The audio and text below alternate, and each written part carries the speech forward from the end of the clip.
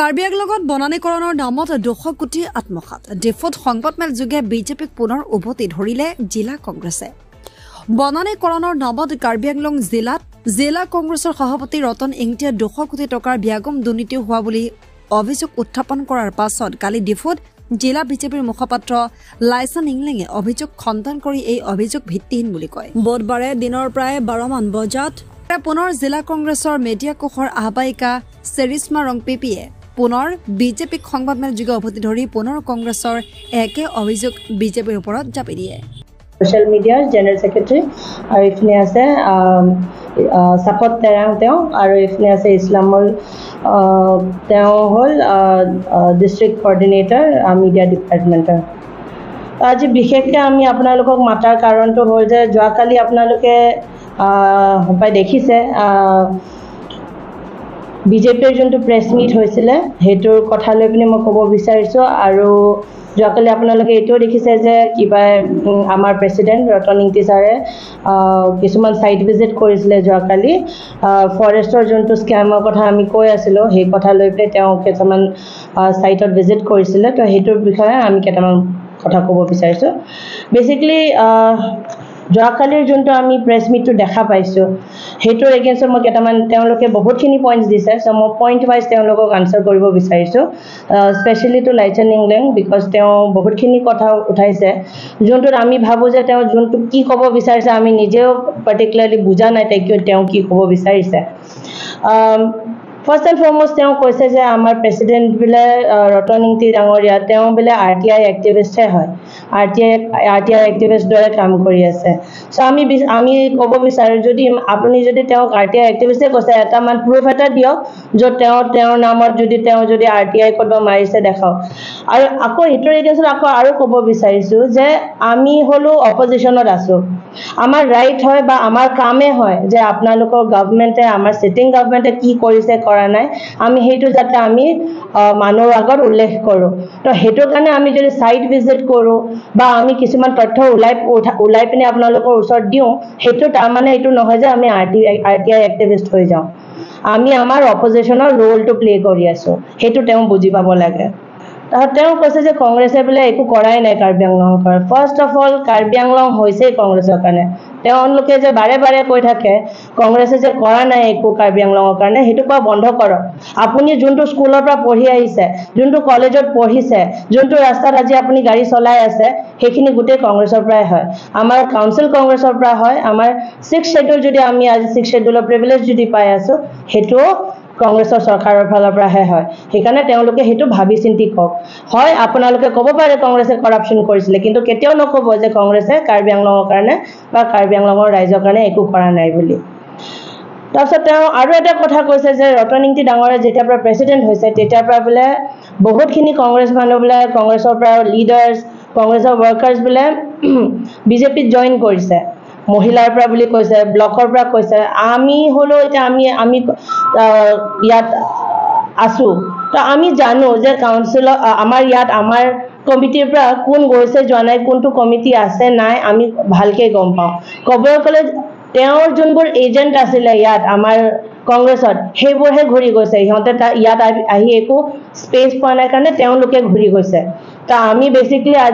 আজিৰ দিনাখনত Karbi Anglong district Congress committee agent free হৈ আছো আমি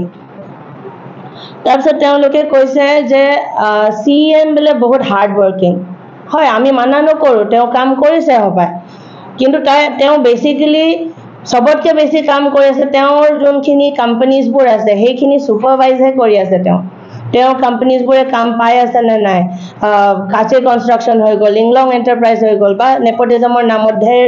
আছে হেখিনি আৰু আমি আৰু বাৰে বাৰে উল্লেখ কৰি নাথাকো তেওঁ হেতু সোৱাতহে ব্যস্ত আছে আৰু তেওঁ যে ডেইলি বেসিছত যে জয়নিংত যে ঘূৰি আছে কাউন্সিলৰ কাম কেতিয়া কৰি আছে তেওঁ গোটে টিম কাৰ্বি আংলং লৈ গোটে কাৰ্বি আংলঙত ঘূৰি আছে তো কাউন্সিলত কোন বহি আছে আমি ইমান দিন ধৰে আমি কাৰ্বি আংলঙত আছে আমি জানো যে কাউন্সিলে কিমান কাম কৰে নকৰে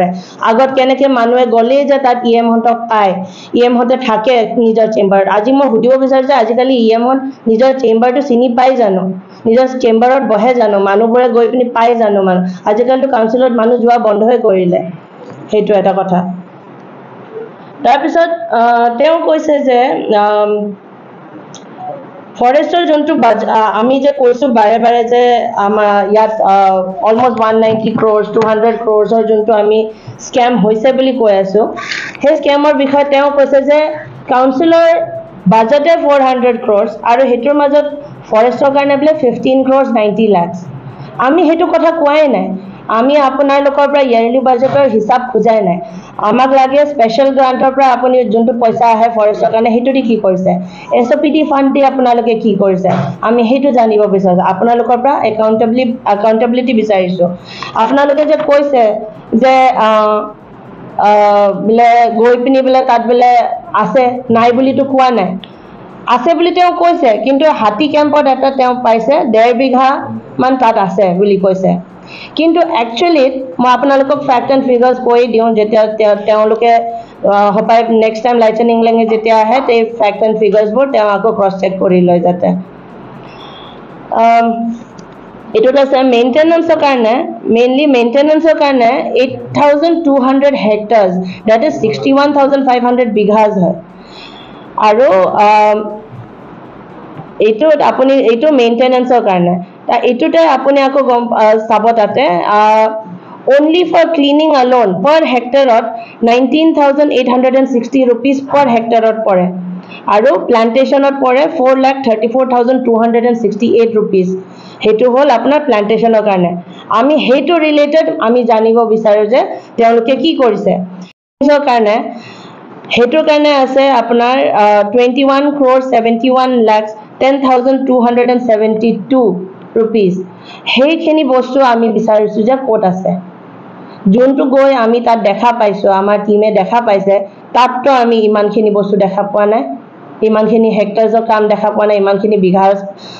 কাম দেখা নাই আৰু ইমানখিনি টকা যে খৰচ হৈছে আমি হেতু দেখা নাই আমি হেকানে একাউন্টেবিলিটি বিচাৰিছো সিএমৰ পৰা আমি সিএমৰ পৰা একাউন্টেবিলিটি বিচাৰিলে কাৰ পৰা বিচাৰিম আৰু আমি অপজিশন হৈ পিনি আমি একাউন্টেবিলিটি বিচাৰিব লাগিব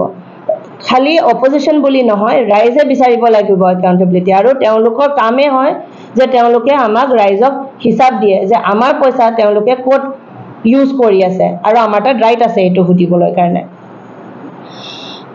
তাৰ পিছত একাউন্টেবিলিটি কথা কওঁতে মই আপোনাক কৈ দিও পইচা কিমান উইথড্ৰ কৰা হৈছে প্লান্টেশন আৰু ফৰেষ্টৰ নামত 2023-24 ত 30 crores দুবাৰ হৈছে that is 60 crores 24-25 to 62 crores withdraw কৰা হৈছে আৰু 25-26 ত 38 crores withdraw কৰা হৈছে আৰু very recently 11th August ত 30 crores withdraw কৰা হৈছে a total of 190 crores has been already withdrawn in the name of plantation maintenance hetu namot already imankhini withdraw kora hoise so a 190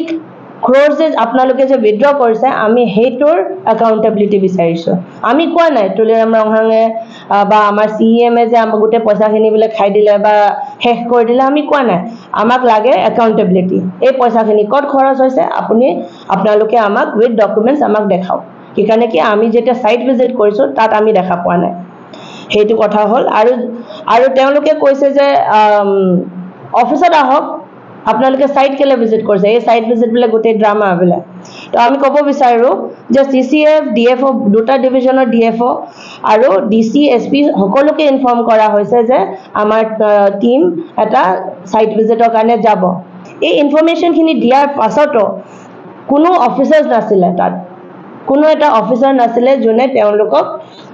আমাৰ যোনখিনি কোৱেশ্চনছ আছে হেখিনি উত্তৰ দিবলৈ কাৰণে মানুহ নাই আৰু তাত গৈ পিনি একো প্লান্টেশনৰ জাৰ্নাল আমি দেখা পোৱা নাই তো আমি হেখিনি কথা ক'ব বিচাৰিছো মেইনলি ফৰেষ্টৰ প্লান্টেশনৰ কথা লৈ পিনি তাৰ পিছত আছে তেওঁলোকে কৈছে পতঞ্জলি এণ্ড গডৰেজৰ কথা এইটো কথা তেওঁ বাৰে বাৰে উঠাই আছে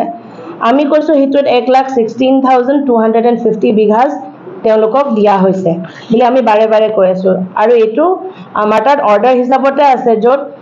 যদি এইটো দিয়া হোৱা নাই তেওঁলোকে যোনটো কৈছে যে এইটো গাঁও মানুহে বলে প্লান্টেশন জেনেকে কৰিব মানেছে কৰিব পাৰে তেওঁলোকে খালি গডৰেজ আৰু কিবা দিব লাগে গডৰেজ আৰু পতঞ্জলি খালি বস্তুখিনি সাপ্লাই দিব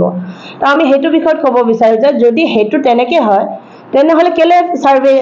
আমাক মানে সাৰ্ভে এটা কেলে হয়েছিল বাই ডাইৰেক্টৰ্স অফ এগ্ৰিকালচাৰ গুৱাহাটীৰ পৰা কি কাৰণে সাৰ্ভে এটা হয়েছিল এইটোৰ কাৰণে তাৰপিছত তাত সেই অৰ্ডাৰটোত এৰিয়াজ পৰ্যন্ত মেনশন আছিলে লুম্বাজং বোলে বকাজান বোলে নীলেপ তেনেকৈ ঢেৰ এৰিয়াজ আছিলে য'ত ক'ত ক'ত কিমান কিমান বিঘা দিয়া আছে সেইটো লিখা আছিলে তাৰ ওপৰত আকৌ এটা ষ্টাডি কমিটি এটা বহোৱা হৈছে constituting of Shri Mukul Kumar Saikia IAS principal secretary Shri CM Taro land and revenue secretary আৰু Shri Dilip Terang ACS secretary PNRD Shri Ibon Teron ACS deputy secretary agriculture আৰু শ্ৰী মিজি ক্ৰ স্পেশাল সেক্ৰেটাৰী টু CEM তেওঁলোকৰ এটা বনোৱা হৈছে আৰু সেই ষ্টাডি কমিটিটো ফৰ্ম কৰা গৈছে to sign an MOU with Patanjali and Godrej. So যদি আমি কব বিচাৰ যদি হে আমাৰ মানুহে যদি প্লান্টেশন কৰিব আমাৰ মানুহে যদি বস্তুখিনি গুটে লাভখিনি পাব তেনেহলে পতঞ্জলিক আপোনালোকে 50 বিঘা দিয়ক 100 বিঘা দিয়ক প্লান্টৰ কাৰণে ইমান মাটি নালাগে নহয়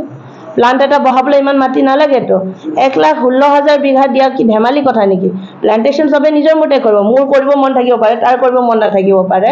তো নিজে নিজে কৰি লব এটা আপোনালোকে বাধ্য কৰিব নোৱাৰে নহয় মানুহ যেনেকৈ আজি ৰাবাৰ বাগান আছে সকলোৰেতো ৰাবাৰ বাগান নাই যাৰ ইচ্ছা হি কৰিছে তো তেনেকৈ আপোনালোকে 1,16,000 বিঘা আপুনি কাৰবাৰ নামত MOU এটা সাইন কৰি লব আৰু আপোনালোকে যে মানুহ বাধ্যতা এটা পেলাই দিব যে আপোনালোকে পামৰ প্লান্টেশন কৰক এটোটো কথা নহয়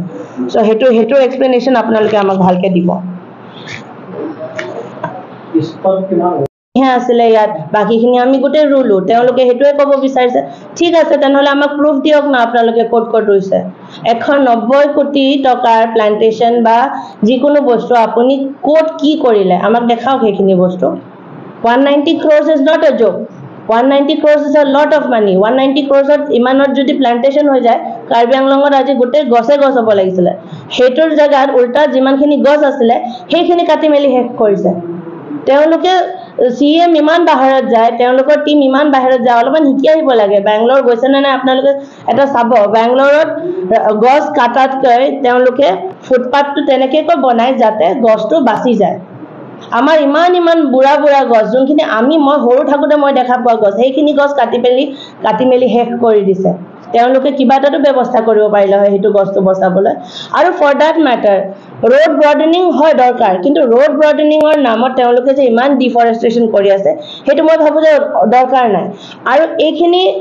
আমাৰ ডিপুট ইমানো যে গাড়ী হোৱা নাই বা ইমানো ট্ৰাফিক জাম হোৱা নাই যে আমাৰ road broadening ৰ ইমান দৰকাৰ আমাৰ যে 4 লেন টাউনৰ ভিতৰত লাগে আমাৰ এটো দৰকাৰে নাই তাতে হেখিনি পইচা আপোনালোকে সাইডৰ ৰাস্তাখিনি বনাওক না গাঁৱৰ ৰাস্তাখিনি বনাওক আপোনালোকে হেতু কৰা জায়গা অলৰেডি য'ত ৰাস্তা আছে হেতুতে আকৌ ভাঙি মেলি বিজনেসেস ভাঙাই মেলি গছ কাটি মেলি আপোনালোকে ইয়াত আকৌ কৰি আছে তাতে গাঁৱৰ ৰাস্তাবিলাক বনাওক আমি ৰিসেন্টলি দেখিছো চিনথঙত মানুহ আজিলৈকে